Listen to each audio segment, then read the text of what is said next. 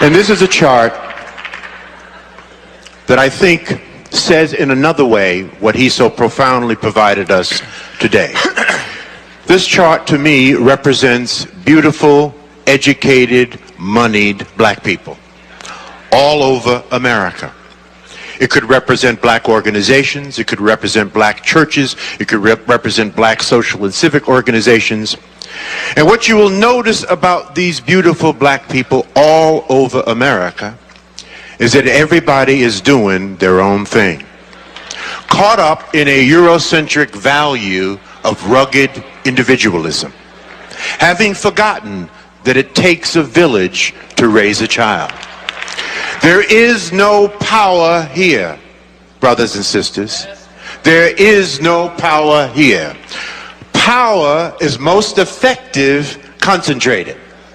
You can take a 55-gallon drum of water, spill it over, it will disperse, find its own level, and eventually evaporate. You can take that same 55-gallon drum of water, put it under pressure, put a lid on it, put a hose in it, put a nozzle on the end of that hose, and it can cut concrete. There is no power with us being disconnected. See, there's nothing wrong with dispersion. I live in Cleveland, you live in Atlanta. We have folk in the Caribbean, we have folk in Africa. That's dispersion. That's okay, but we do not have to be disconnected. We are a disconnected people. We are powerless in disconnection. This is where all the power is. You see? This is where all the power is. Whether you are at the center of your own network or part of someone else's network, this is where the power is. There's a beautiful African proverb that says, when spiders unite, they can tie up a lion. When we connect, because we are disconnected, we're disconnected from those of like mind.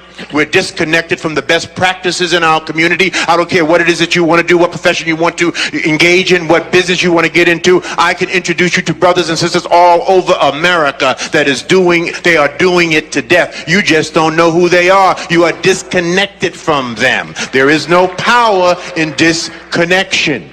Okay? When we connect, we prevent interlopers from coming into our communities and taking and destroying at will. All right, George. Try to open up the Booker T. Washington delicatessen in Chinatown and see what happens. So we must connect.